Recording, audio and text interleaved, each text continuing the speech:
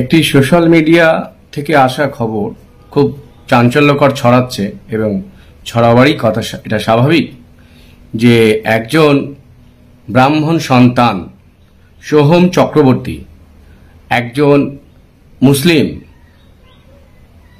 সম্প্রদায়ের হোটেলের মালিক, তার নাম আনিসুর রহমান,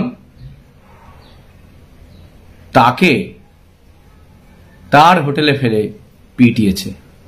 শুধু তাই নয়, যে ভিকটিম অর্থাৎ আনিসুর রহমান যার হোটেল, তিনি সাহায্য করেছিলেন সোহমকে যাতে আর সোর্টিংটা হয় এবং বিনা পয়সায়, এবং তার অনুরোধ ছিল আনিসুর রহমান যিনি হোটেলের মালিক, তিনি সোহমের কাছে অনুরোধ করেছিল যে আপনার একটা গাড়ি পার্কিং থেকে সরিয়ে অন্য একটা পার্কিং লটে রাখতে, যাতে তার অন্যান্য গেস্টগুলো আসতে পারে।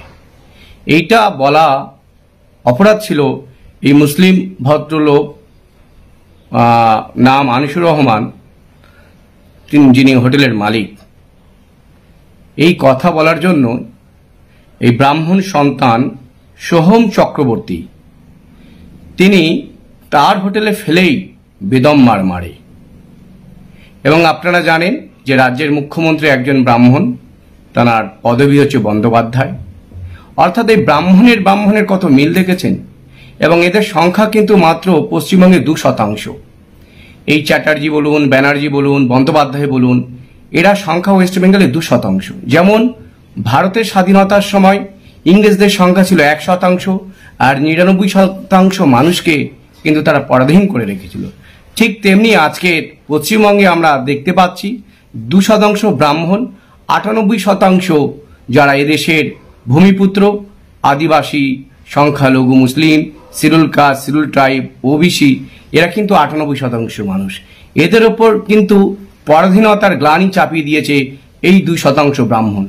যেমন অভিষেক ব্যানার্জি লুটতরাজ করেছে, ভোট লুট করে সে ডায়মন্ড হারবার কেন্দ্রে জিতেছে, এবং তার প্রতিটা পদক্ষেপ আমরা হাইকোর্টে আগামী সোমবার দিন ফাইল করতে চলেছি, সে বিষয়ে আপনারা জানতে পারবেন। এবার এই দেখছেন সোহম চক্রবর্তী একজন তৃণমূলের বিধায়ক। অ্যাকচুয়ালি এরা হচ্ছে ব্রাহ্মণ, উচ্চ শ্রেণীর মানুষ।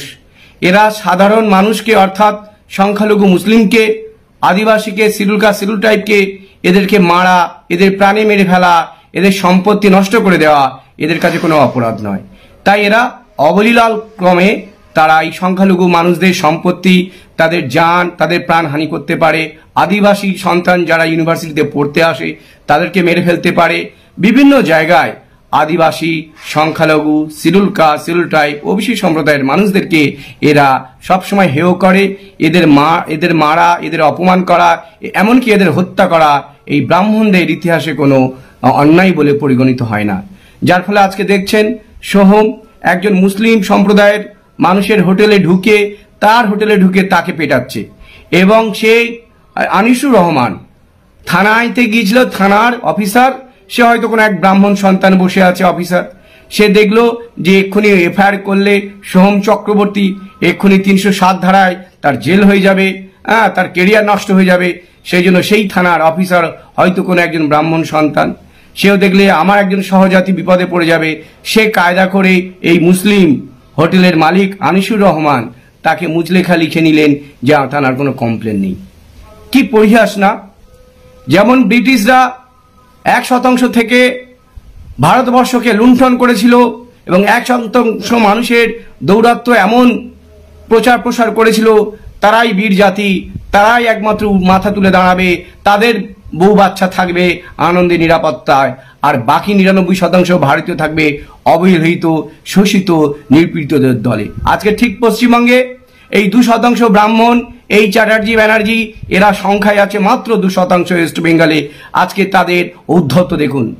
আজ 98% আদিবাসী, schedule caste, schedule tribe, OBC সম্প্রদায়ের মানুষ, তাদের রাজনৈতিক অধিকার তো নেই, তারা তাদের স্বাধীনভাবে মত প্রয়োগ করতে পারেনি, তারা তাদের স্বাধীনভাবে ব্যবসা বাণিজ্য পরিচালনা করতে পারছে না। অর্থাৎ ইন্ডিয়ান সেকুলার ফ্রন্ট বারবার বলছে যার যত সংখ্যা ভারী তার তত ভাগিদারি, এটা গণতন্ত্রের মূল কথা। আজকের এই চ্যাটার্জি, ব্যানার্জি, বন্দ্যোপাধ্যায় এরা অপরাধ করে ছাড় পায় কেন? এর একটা কারণ আছে। কারণ থানা বা কোর্টে বা কেউ না কেউ এই ব্রাহ্মণ পরিবারের লোক রয়েছে তাদের হাত ধরে এরা বেঁচে যায় বা তারা এদেরকে সাহায্যের হাত বাড়িয়ে দেয়। তারা যতই অপরাধ করুক না কেন, আদিবাসী, সংখ্যালঘু, শিডিউল কাস্ট, শিডিউল ট্রাইব, এই সমস্ত মানুষদের প্রতি অর্থাৎ ভূমিপুত্রদের প্রতি তারা যতই অন্যায় করুক না কেন, এদের বাপ দাদা বা মামারা হয়তো কোনো থানাতে বসে আছে, মেন পোস্টে বা ওসি হয়ে বা কোনো কোর্টে বসে আছে, তারা ঠিক এদেরকে বাঁচিয়ে দেয়। এই কারণে এরা সংখ্যালঘু মানুষদের জান এবং মাল বা আদিবাসীদের জান ও মাল বা শিডিউল কাস্ট সম্প্রদায়ের জান ও মাল নিতে এদের কুণ্ঠাবোধ হয় না। এই কারণে এরা পার পেয়ে গেছে। আজকের যার যত সংখ্যা ভারী তার তত ভাগিদারি যদি হয়, পশ্চিমবঙ্গে যদি 35% মুসলিম হয়, 35% চাকরি পাওয়ার যোগ্যতা, ভারতীয় সংবিধান এটাই বলে। তাহলে এই 35% মানুষ যদি চাকরি পেত, আজকে থানাতে অফিসাররা হতো মুসলিম সম্প্রদায়ের মানুষ, কোর্টেও থাকতো জজ হয়ে মুসলিম সম্প্রদায়ের মানুষ, আপনার বিভিন্ন বিচারালয়ে প্রশাসনে থাকতো। তাহলে দেখতেন এই অপরাধটা এরা করার সাহস পেত না। এরা জানে যারা এই সংখ্যায় 1% বা 2% পুলিশে আছে বা আপনার প্রশাসনে আছে, এদেরকে ম্যানেজ করে নেওয়া যাবে, এদেরকে কিনে নেওয়া যাবে, যদি না কিনে নেওয়া যায় এদেরকে ফাঁসিয়ে দেওয়া যাবে। এই কারণে আজকের আদিবাসী মানুষদের উপর, সংখ্যালঘু মানুষদের উপর, শিডিউল কাস্ট সম্প্রদায়ের মানুষদের উপর এই 2% মানুষ, এই 2% ব্রাহ্মণ, তারা ইংরেজদের মধ্যে অকথ্য অত্যাচার চালাচ্ছে। আপনারা পারলে ভিডিওটা প্লিজ লাইক এবং শেয়ার করে দিন। জনস্বার্থে বাংলার ভূমিপুত্রদের 98% মানুষের মাল ও জানের রক্ষার্থে প্লিজ ভিডিওটি শেয়ার করে দিন।